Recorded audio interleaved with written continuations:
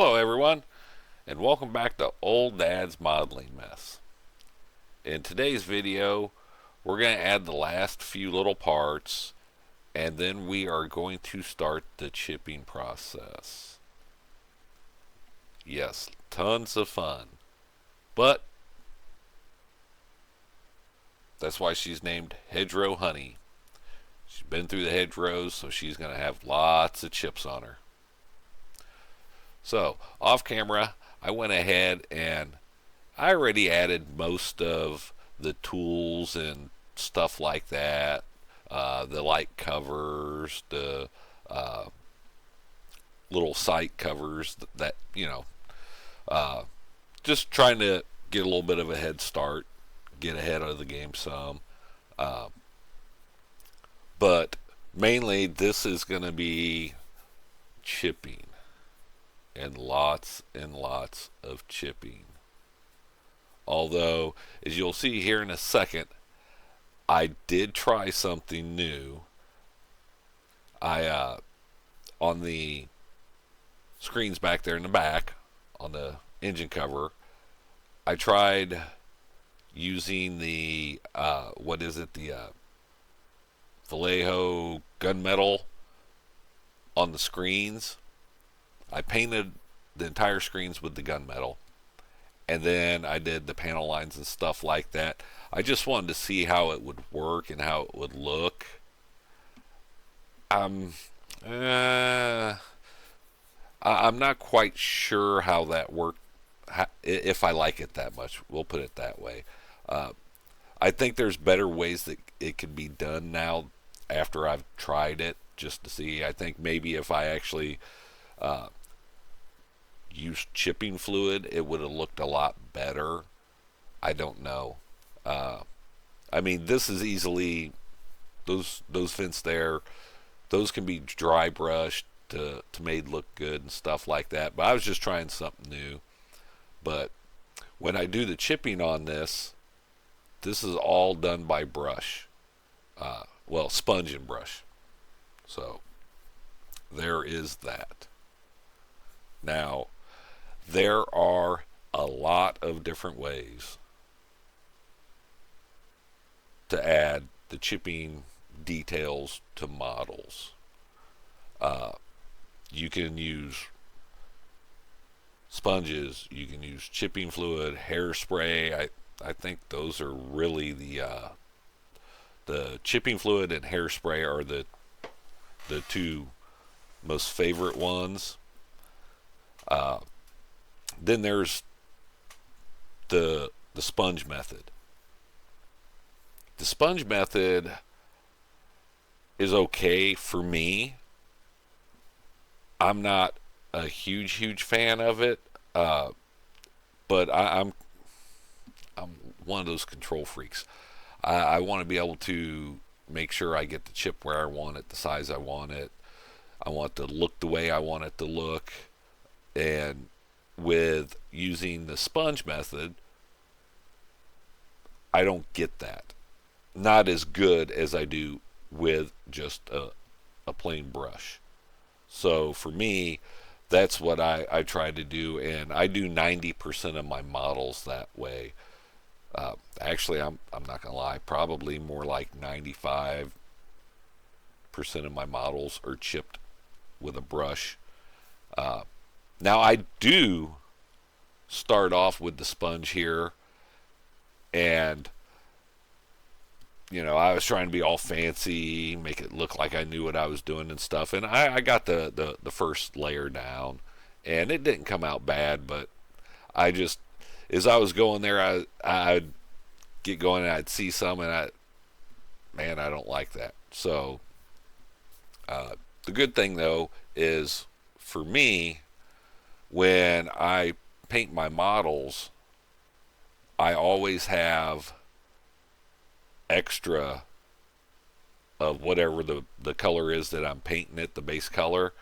I have extra of that in the little glass jar that I mix it up in.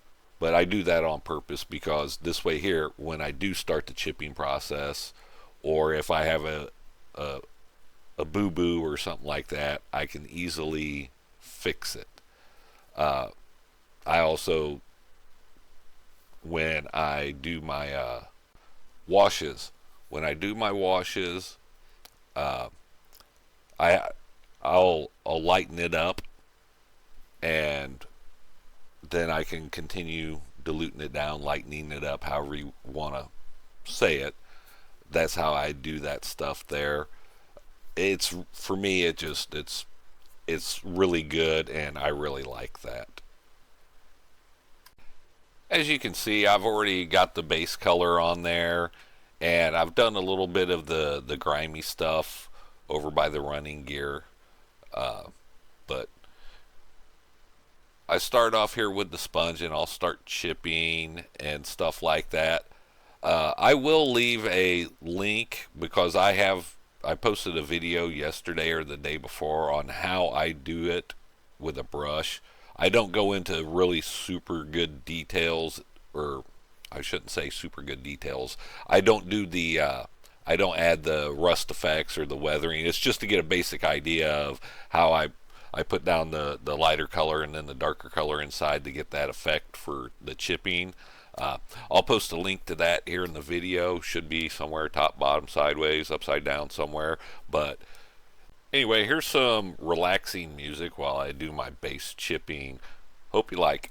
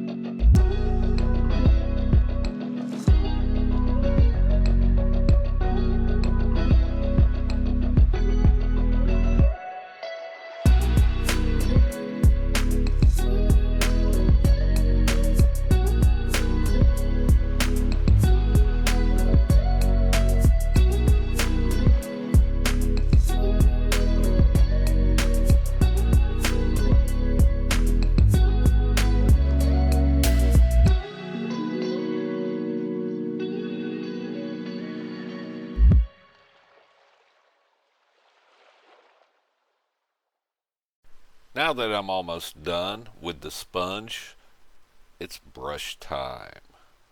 This is where I add the darker color inside the light colors there that I just put on with the sponge. And it's cool because that's what really gives it that nice chipped paint effect, and it just adds so much more to the model because it almost makes it look lifelike. So yeah, it's one of my favorite things to do. Really is, chipping is. So I'll toss out a little bit more music here, and let's get started with this brush. Here we go.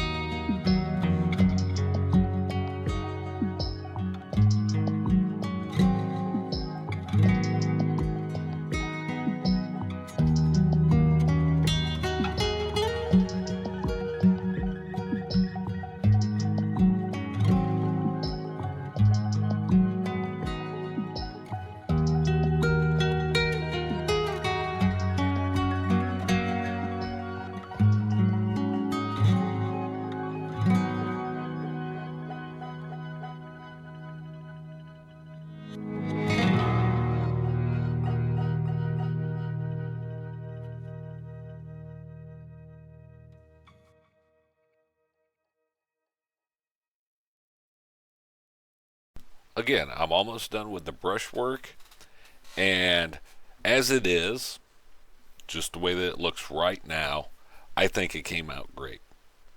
The paint looks chipped up, and once all the weathering and stuff like that is done, it'll almost look like it's real. And it's been through a lot of hedgerows. And that's how she got her name. I won't lie, to be honest, I hadn't thought of a name or what direction I was going until I got done with the chipping. I don't know why. It just, if you built models as you're building it, something will just hit and go. Uh, it was at this time, once you see here in just a second where I put it together, it hit. I was like, okay, that looks like it's been through a shitload of hedgerows. And Hedgerow Honey it became. Uh, I gotta get some scale size decals of some pinup girls so I can put next to the name, which you'll see here soon in the next video when we finish this up. That way there it looks like nose art.